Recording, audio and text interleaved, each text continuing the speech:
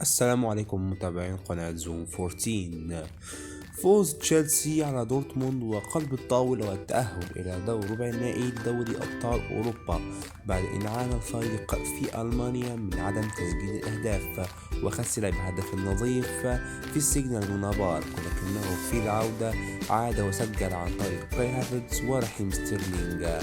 أما في نفس اليوم ففاز بنفيكا على كلوب بروج بخماسية مقابل هدف ليكرر انتصاره ويتأهل إلى ربع نهائي دوري الأبطال.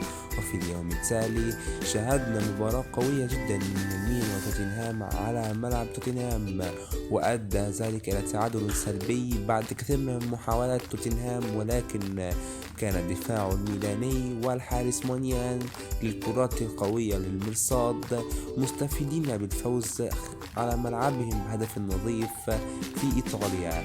أما في المباراة الأهم وهي فوز بايرن ميونخ على باريس سان جيرمان بهدفين نظيفين ليكرر فوزه في الذهاب بهدف نظيف في البارك دي برانس. وهذا محور كلامنا في هذه الحلقة، فاشترك في القناة وفعل زر التنبيه حتى يصلك كل ما الفيديو. وهيا بنا نبدأ. البداية ستكون مع مباراة الذهاب التي شاهدنا فيها، التي كانت من 3 أسابيع أو أكثر، لكن باريس سان جيرمان قلنا خلال هذه الحلقات أو بعد هذه المباراة إن بابي كان له عامل حسم في تقلب وضع باريس سان جيرمان خلال المباراة من خلال وجوده على أرض الميدان، ولكن عندما تقيس المواجهة الثانية عن المواجهة الأولى تجد أن هناك فوارق بين المواجهة الثانية والأولى من حيث الأسماء، حيث أهم اسم في خط دفاع الباريسيين هو البرازيلي ماركينيوس الذي جاءت له إصابة في المباراة قبل مباراة باريس سان جيرمان أمام بايرن ميونخ في الضلوع، من أدى إلى إصابته وخروجه بين الشوطين. أما في المباراة أيضا أصيب موكي بعد نزوله ب10 دقائق خلال المباراة، وأيضا إصابة نيمار التي أدت إلى غيابه عن المباراة منذ مباراة ليل في الدوري، مما جعل باريس سان جيرمان يحسد عليه. أما بايرن ميونخ فقد استفاد بايرن ميونخ من كتيبته الكاملة، وأيضا زود عليها العودة من ساديو ماني بعد فترة كبيرة من الإصابة، مما أدى إلى فوز بايرن ميونخ بالإعداد القوي جدا للمباراة وحالة اللاعبين الجيدة.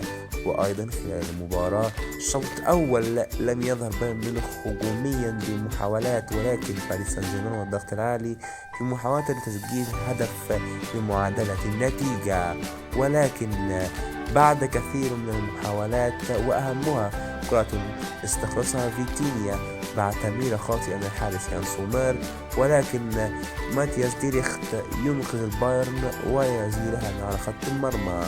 والشوط الثاني بعد أن ضعفت قوة باريس سان جيرمان نتيجة الإصابات المتلاحقة للفريق، استحوذ بايرن ميونخ على الكرة وتناقلوا الكرات في خط المنتصف عن طريق جمال موسيالا اللاعب المتحرك بشكل جيد جدا، وأيضا ألفونسو ديفيز الذي قدم مباراة من أروع مبارياته التي أشاهدها له، أداء هجومي رائع وأداء دفاعي لا نظير له ليقدم مباراة ممتازة.